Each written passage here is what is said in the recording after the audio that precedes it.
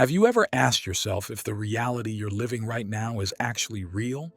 Or is it possible that all of this, your routine, the memories you carry, the worries occupying your mind, are more like a dream than the truth? This idea might sound absurd at first. After all, everything here feels solid, logical, tangible. But if you look closely, you may notice that experiences change, thoughts change, emotions change.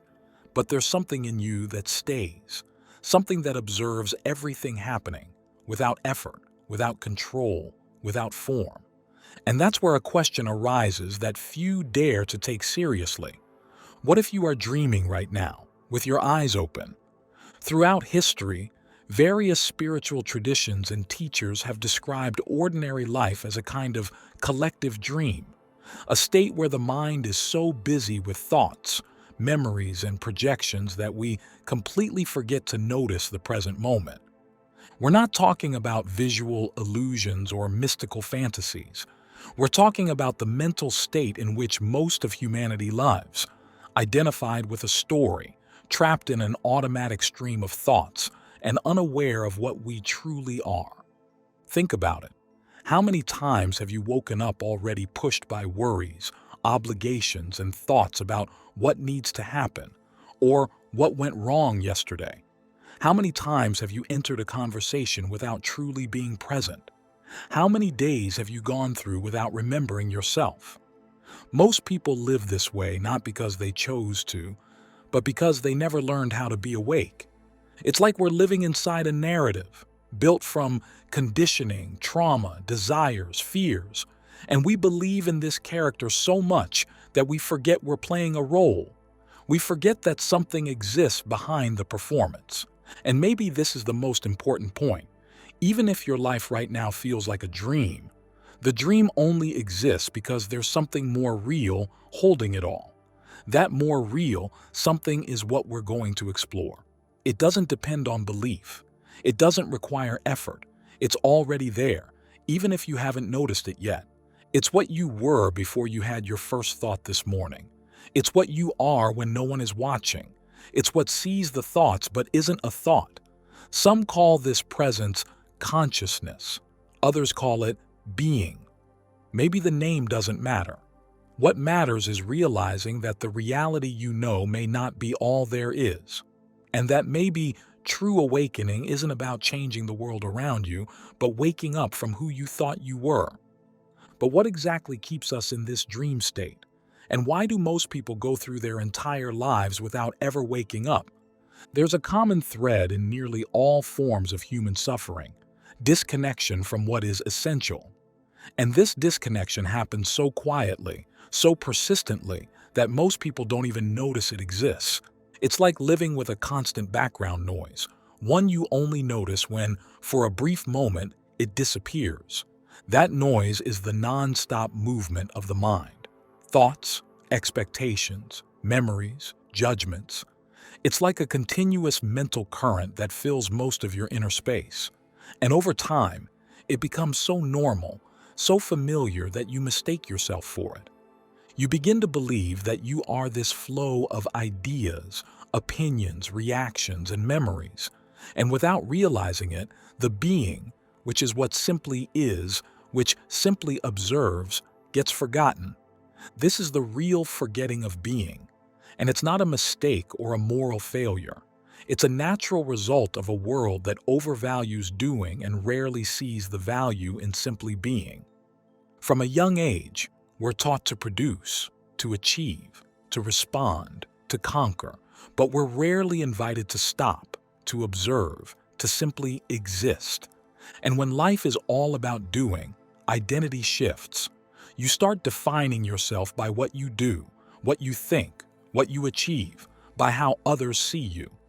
This constructed identity, fed by the constant activity of the mind, is what we call the ego. The ego is the mind's attempt to create a fixed point in a constantly changing world.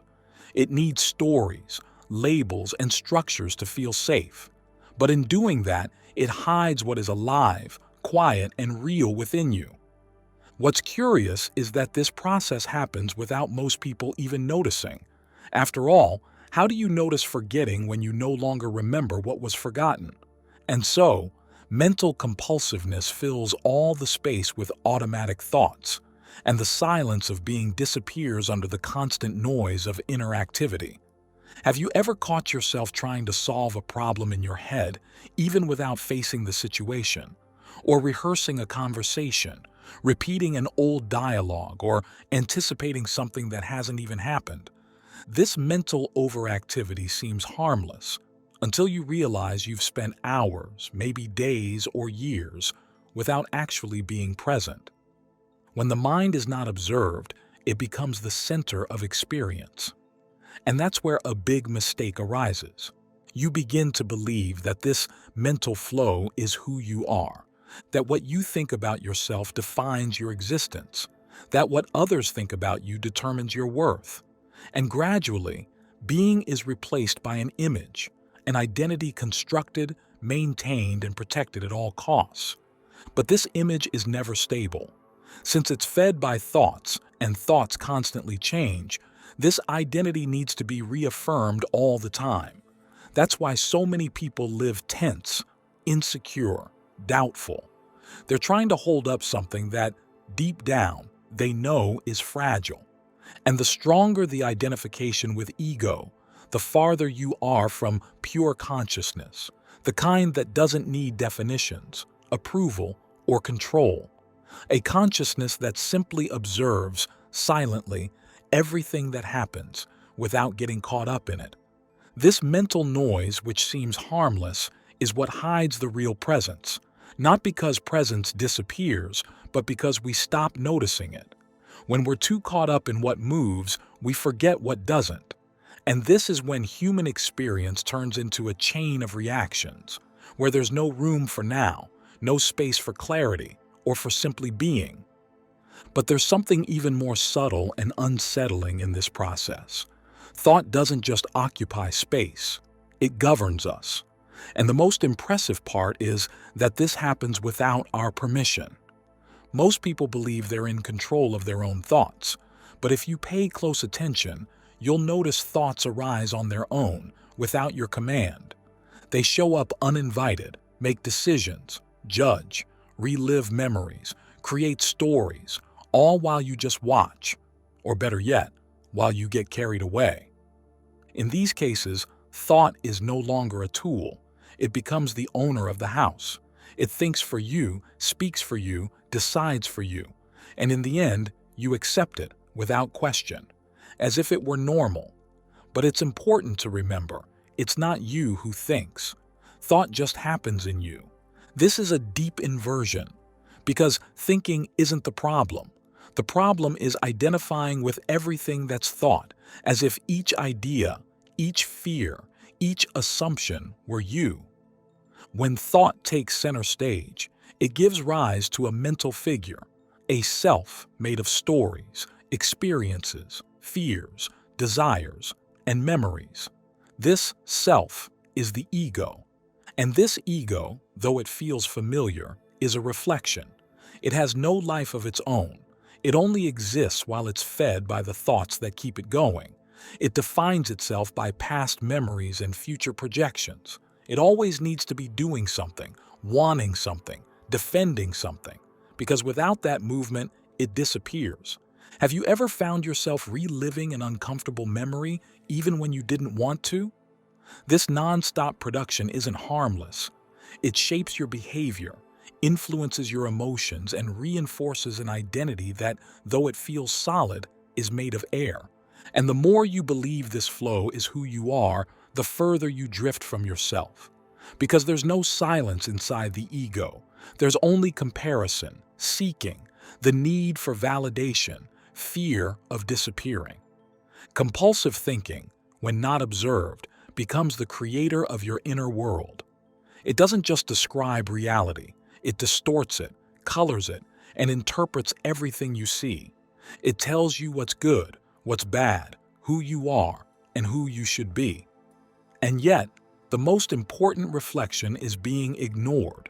Who is hearing all of this? There's a huge difference between the content of the mind and the space where that content appears. But to see that, you need to take a step back. Not in time or in space, but in attention. Attention that, when redirected to silent observing, reveals something much deeper than any thought could ever explain.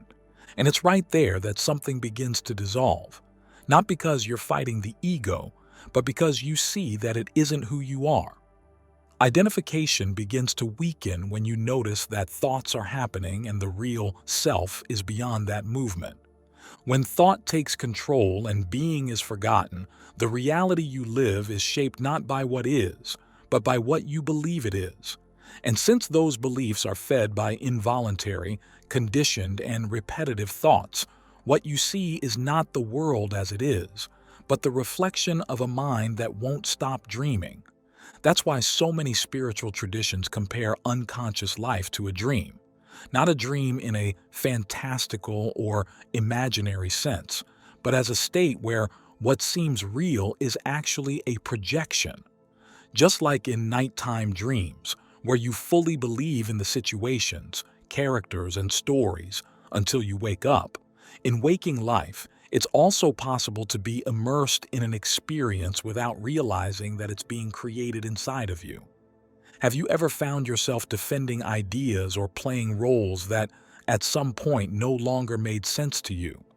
When that happens, it's because the mind was dreaming, and you were inside the storyline. The mind, when unobserved, acts like a screenwriter. It writes stories all the time. Stories about who you are, what someone else meant, what could go wrong, or what must happen for you to be happy. And you step into those scripts as if they were real, not realizing that you're playing roles that were never truly yours. This dream state is fueled by memories of the past and projections of the future. It's sustained by interpretations, resistance, and expectations. And just like in a dream, you become so involved with the content that you forget the presence behind the experience. You forget that you're dreaming. But unlike nighttime dreams, this dream is sustained by psychological time, a constant back and forth between memories and anticipation. And the more identified you are with this movement, the farther you are from the now, the only point where consciousness can be recognized. Life then starts happening without you truly being in it.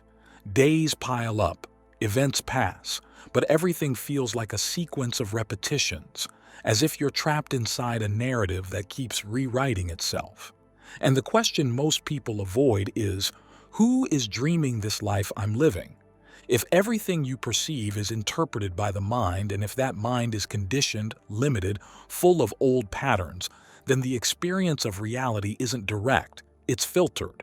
You're living inside a reflection, not of what is, but of what the mind allows you to see. And in that sense, reality becomes an extension of your inner state. It's like walking through a scene built by thoughts that weren't consciously chosen.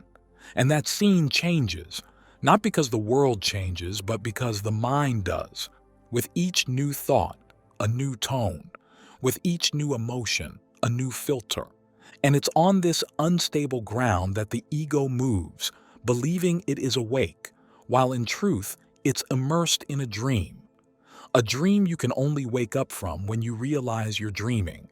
And that happens the moment presence breaks the sequence of thoughts, and for a moment you see. When you realize this is a dream, what arises is the consciousness behind it. The experience continues. Situations still come and go. Emotions still arise. Responsibilities are still there. But what emerges inside you is the awareness that something is observing all of it, and that something is not part of the story. This is awakening within the dream of life. Unlike what many imagine, awakening doesn't mean distancing yourself from reality, abandoning everything, or entering some kind of transcendental state. It means being fully present in what's happening, without getting lost in identification with the thoughts and emotions that arise. It's like opening your eyes on the inside, even if, on the outside, everything looks the same. This state of awakened presence doesn't depend on effort. It happens when the mind loses, for a moment, its absolute authority. When the stream of thoughts is interrupted, even briefly, and a clarity arises, not from logic, but from a living silence.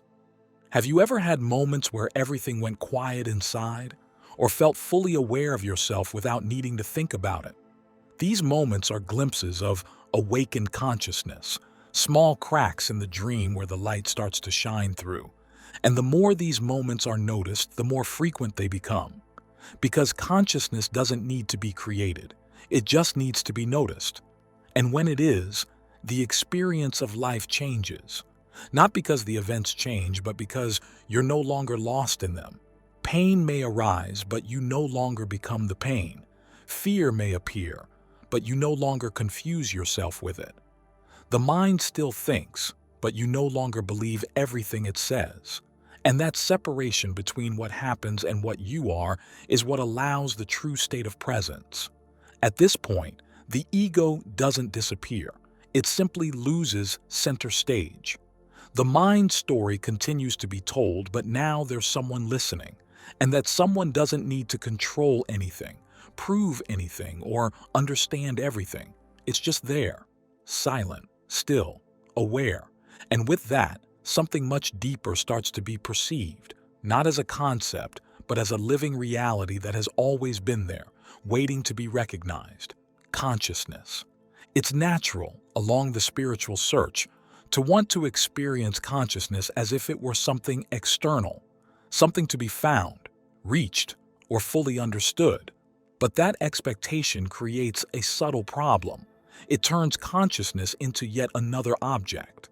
And anything that can be observed, measured, or described isn't consciousness. It's just another form appearing within it. The human mind is trained to look for things, to categorize, identify, compare. And so, when we start looking inward, that same impulse shows up. We want to locate consciousness, name it, confirm its existence. But every attempt to do that ends in frustration, because consciousness isn't in what can be seen. It's in what sees. You can observe a thought, an emotion, a sensation. You can even observe the idea you have about yourself. But who is observing all of that? That question, if asked with honesty, doesn't lead to an answer. It leads to a recognition. The recognition that what observes can't be seen because it's not an object. It's the very foundation of perception. That's a crucial point. The mind seeks awakening as if it were an extraordinary experience, a moment of enlightenment, something spectacular. But true awakening is often quiet, unpretentious, even too subtle to notice at first. It doesn't happen as an event, but as a deconditioning. You don't find something new. You stop confusing yourself with what was never you. And when that happens, you realize you've been searching with the wrong eyes. That consciousness isn't out there or hidden somewhere inside you. It's the constant background of everything that has ever been experienced. It's always been here. It's always been you. So it's important to understand that consciousness is not a thing. It has no shape, no name. It can't be grasped by the mind. That's why it can't be perceived the way a thought or an image is perceived. It can only be recognized by itself. And when that recognition happens, the search for something outside loses its meaning. Have you ever felt like you were looking for something that had been right in front of you the whole time? Like when you search for an object in the house and realize it was in your hand. Consciousness is like that. It's what makes the question, the doubt, the search possible. But it's never the thing being searched for. It's the one searching. And precisely for that reason, the more you try to make it into an object of experience, the more distant it seems. Because the very act of seeking already starts from the illusion that there's a separate someone who needs to find a thing. But when the search dissolves, what remains is what's always been present. This consciousness doesn't need to be lit by anything, because it is the light, and everything that appears, thoughts, sensations, memories, doubts, are like passing shadows within that light. They change, transform, disappear. but the light remains. And once you recognize that, even for a brief instant, your relationship with experience completely changes, because you're no longer trying to find yourself in something that comes and goes. You recognize that you already are what never left. There's a fundamental contradiction that goes unnoticed by most people on the spiritual path. The belief that there is a separate self that needs to find the truth, reach consciousness, or attain awakening. But this self that is seeking is the very thing sustaining the veil that hides what already is. This is one of the subtlest and most challenging paradoxes of the inner journey. Because as long as you believe you are the character of the mind trying to get somewhere spiritual, you're strengthening exactly what needs to be transcended, the illusion of separation. The mind creates the seeker, and at the same time, the object being sought.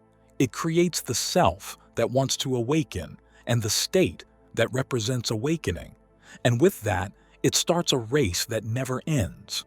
Because every spiritual goal imagined by the mind will be just another idea, a refined version of the same dream. Have you ever asked yourself who is the you that wants to become enlightened? Have you ever reflected on who exactly is trying to find peace? The mind will answer quickly, "It's me." But that answer still comes from the same place that created the question. True silence begins only when that mental structure starts being observed and no longer believed. Spiritual seeking, when driven by the ego, becomes a trap. The ego, realizing it can't find fulfillment in external achievements, shifts its desire to the idea of becoming someone more conscious, more evolved, more awakened. But deep down, it's the same need to assert itself, to feel special, to stay in control. And that's why awakening doesn't happen as a result of the ego's effort. It happens when that effort runs out. When it becomes clear that there's nothing to attain, because what was being sought is already here. And what was blocking the recognition wasn't a lack of something, but the overactivity of the mind trying to fix what was never a real problem. That doesn't mean the search is useless. Many times it's necessary to exhaust the attempts, so that after countless turns, you look inward with new eyes, not as someone searching for something to add to their identity, but as someone who begins to realize that you no longer need a fixed identity at all. At that point, a different clarity emerges, a perception that the real self was never lost. It was just covered by layers of thought, expectation, and effort, and that the only thing preventing it from being recognized was the constant movement of a seeker trying to reach it. When that movement slows down, what shows up is not something new. It's what's always been there, but can only be seen when you're no longer trying to see. And in that silent step, everything changes. The world continues, life goes on. But your relationship with it is no longer a desperate search for something missing. It becomes a constant recognition of what was never missing. Awakening is not something that happens once and that's it, nor is it a blissful state maintained through effort or concentration. True awakening is subtle. It's when you stop identifying with the content of the mind, thoughts, memories, emotions, and effortlessly recognize the space where all of that happens. That space is consciousness. And awakening is when you realize that you are that space. Being conscious is not something you do. It's a perception that arises when there is enough presence to notice the silence behind everything. And that silence is not the absence of sound. It's the absence of inner noise, absence of effort, absence of trying to be anything other than what already is. Have you ever been in an ordinary moment in your day and suddenly everything felt clear, but you didn't know exactly why? Like a pause in time, and in that pause, something in you simply knew you were alive? That is a glimpse of consciousness aware of itself. But often, those moments are dismissed because they don't match the image the mind has created of what a spiritual state should be. There are no lights, no dramatic revelations. There is only a living presence without name or definition, and that's precisely why it's real, because it doesn't depend on form. This is the beginning of inner freedom. You stop being the character in the dream and start realizing that the dream is being witnessed by something that is not affected by it. That something is silent, steady, deep, and cannot be threatened by the changes of the external world. Consciousness doesn't fight anything.